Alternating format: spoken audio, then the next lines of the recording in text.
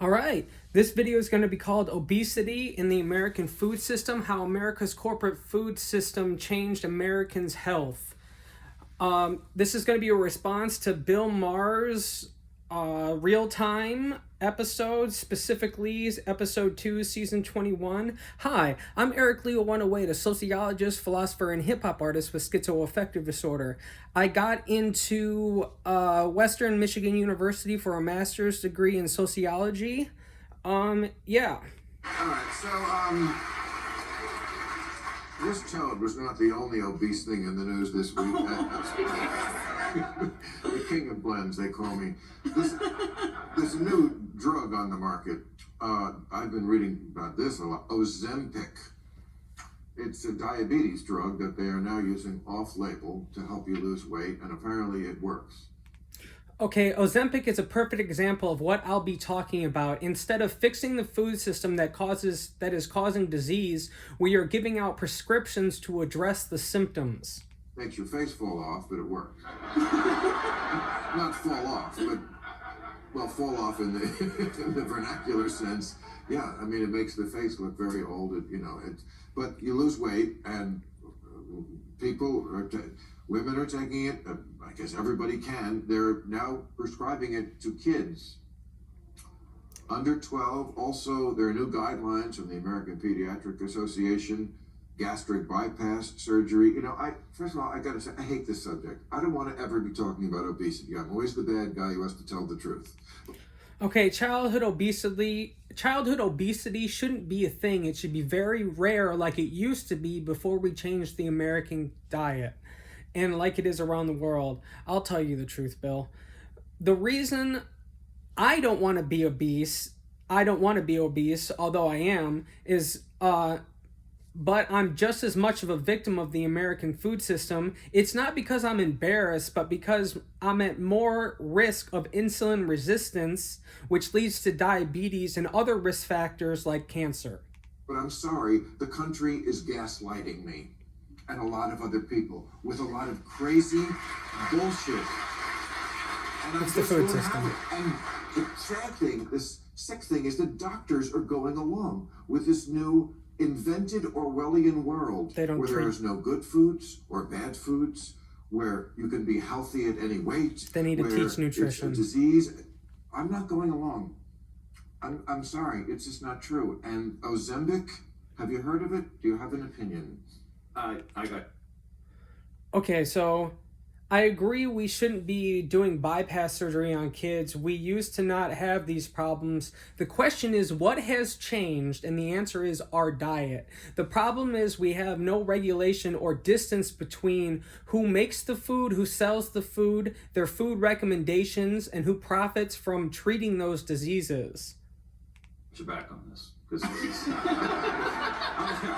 we should not be out on a limb here. Like this is insanity. Because we weigh too much. That we're gonna do gastric bypass surgeries for kids is insane. That we now know there's a whole body of evidence developing that you can reverse diabetes through nutrition. There are doctors literally prescribing food. Western doctors don't you gotta change your teach nutrition. nutrition. Even exercise is not as important as, and so, but nobody makes money off that. Yeah. Right? That's the problem, is that we know what to do, but we don't train our doctors that way. And there's a movement happening in the country around food as medicine, around the pharmacy with an F, on how we literally, because people don't know. We've lost the generational education on how to eat, how to cook, how to grow food. You talk to young kids today, say, where's that tomato come from? And they say, a grocery store. So, I don't farm. I don't have land to farm. I would be happy to do stuff like that, but I just don't have the economic means. I do have a song about a farm called Goldshaw Farm that's popular on YouTube. Go check it out. You just don't know. But the cultural messaging on this has been just insane. Like in the past 2 decades, we've gone from Michelle Obama, Beyonce, let's move, eat your fruits and vegetables, to don't say anything, you don't want to fat shame, body positivity, to now we're saying, let's maybe put 12-year-olds on a lifetime medication and make them more dependent on big It's pharma treating than the they already symptom. are. I'm sorry. Yeah, no.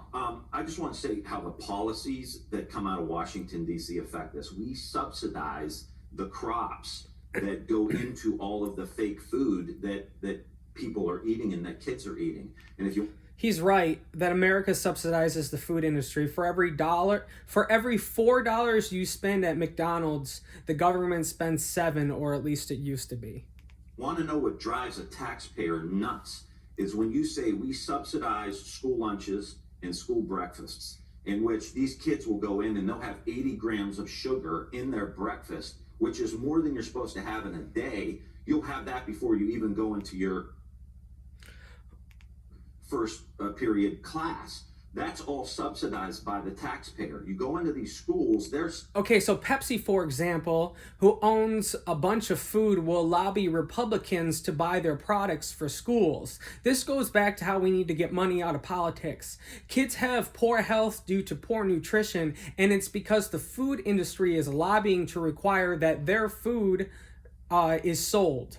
The problem is the food system and its corporations that control it. The Western diet would explain why Americans have a higher rate of a list of diseases specific to America, including diabetes, heart disease, and cancers. 70, 80, 90% Medicaid, which is the federal government program for the poor.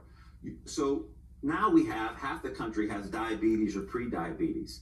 The government is subsidizing the bad food to our kids, and then the government's subsidizing the healthcare increased cost because everyone has diabetes now, and you wonder why the taxpayers are livid as to why these systems are all broken. But we can't even have that conversation now. That's the problem.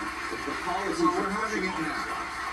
We are going to have this conversation. I've had it before. I'm going to have it again. And just for people who think that we're exaggerating this, or that this is just from fringe people, this is as mainstream as it gets. I don't know if you saw 60 Minutes a couple of weeks ago, but Dr. Fatima Cody Stanford, she works for the Biden administration. She's their chief medical officer on this. She's talking to Leslie Stahl. Leslie Stahl says it's a brain disease. This is what this Dr. Fatima Cody is saying. Okay, it's not a brain disease. Okay, so I'll tell you what we didn't have 50 years ago. We didn't have the diet we have now 50 years ago. So let me explain. Let me explain the brain disease thing first. It's a brain disease in that it changes the chemistry of your brain. It's a disease in the same way drug addictions are a disease. They've done studies about how sugar is addictive and lights up the same centers of your brain as cocaine. Just like any drug, cocaine, especially opioids, prolonged use, it can literally build new pathways in the brain, making it a brain disease. And that's just sugar. Just think of all the ingredients that are put into American food that are not in the UK by the same company. So how did we get here to that diet causes brain disease? Look at the history of corporate foods. It all started with Ancel Keys, who wrote the food pyramid. He was hired by the food industry, who made the recommendations on what the food industry wanted to sell. So basically, he just went with the recommendations of what they wanted to sell. And that was high profit margins. So he was wrong. His whole thing was saturated fat causes heart disease. The American diet has taken out fiber and nutrients while adding sugar. They added sugar to make it more profitable because their research said fat was bad, and sugar is also addictive and helps sell more food. The result changes the microgut biome, resulting in weight gain in your stomach. The microgut biome in your stomach resulting in weight gain and the inability to maintain a healthy weight. In other words, America changed humans' natural diet to one that was more suited to consuming grains, processed, and carbohydrates, which changed the gut microbiome and resulted in an obesity epidemic and diet caused diseases because it was most profitable to corporations. And now the pharmaceutical companies have the biggest lobby in Congress and now own some of the food companies, like Bayer bought Monsanto.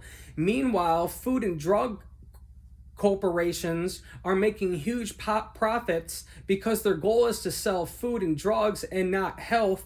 So we've created a cycle of giving disease through food and then trying to cure it with a drug, when the real problem is the food system and our relationship with that food.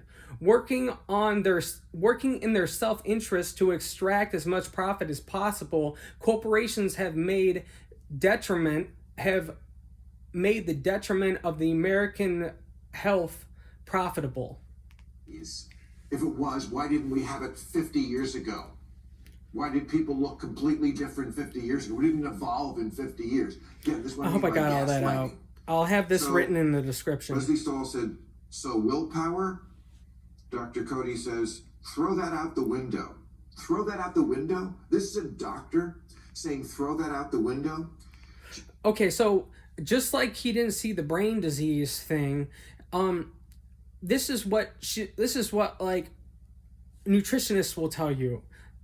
Willpower is fickle, meaning it doesn't last. I've lost 50 pounds twice. I can't keep the weight off because I can't consistently afford the food I need to stay at a healthy weight. For me, it has everything to do with affordability and accessibility, not willpower. I would say the number one cause of obesity is the food system. So I would say that the number one cause of obesity is the food system, the recommendations, and the profit motive. When the economic conditions and options provided are conducive to a normal body weight, when they aren't conducive to a normal body weight, it's really more of a problem of the food system rather than the individual. People, including doctors, don't recognize or realize the problem is nutrition and the system that provides it. He said the number one cause of obesity is genetics. No, it's not. It's eating donuts. Again, I'm just not going to go along. She says, even with optimal diet or exercise, we can't change this. Horse shit. She says, doctors do not understand obesity. A 10-year-old could understand obesity. This is backed up by the New Stupid Times, your old paper. They did a whole article about this. There's no consensus whatsoever. They're quoting some researcher that they found that they wanted to quote. There's no consensus whatsoever about what the cause of obesity is. Really? There's no let me think. It's gonna come to me. There's already so much nuance that he didn't get. There are people now who go into the doctor's office with a card. It's Orwellian that corporations are controlling the government. And again, this is a doctor, Dr. Natasha Bouillon, a Phoenix-based primary care doctor, is behind this. She says checking weight can be triggering. Good. Maybe it'll get them to eat better. Someone's health, she says, is not. It's more about affording to be able to eat better. No, it's not by one number, but that's an important number. It's like I'm saying, don't tell me my blood pressure.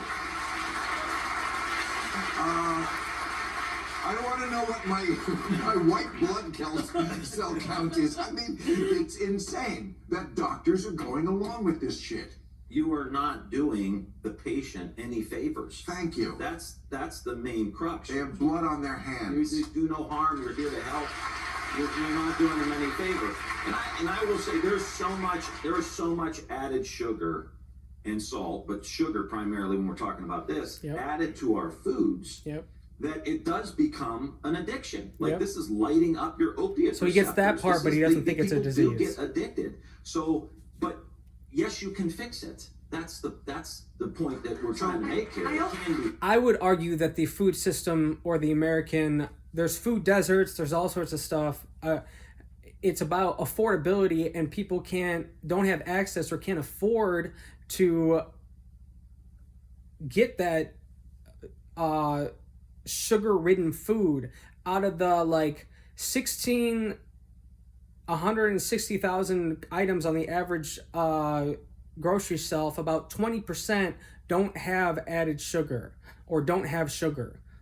I also think you can. That's probably a direct result of Ansel Keys and his findings that led to reduce fat and add carbohydrates. You can hold two things that are true in your head at the same time. On the one hand, frankly, like when I was growing up, it was Kate Moss. That was the only thing that was beautiful.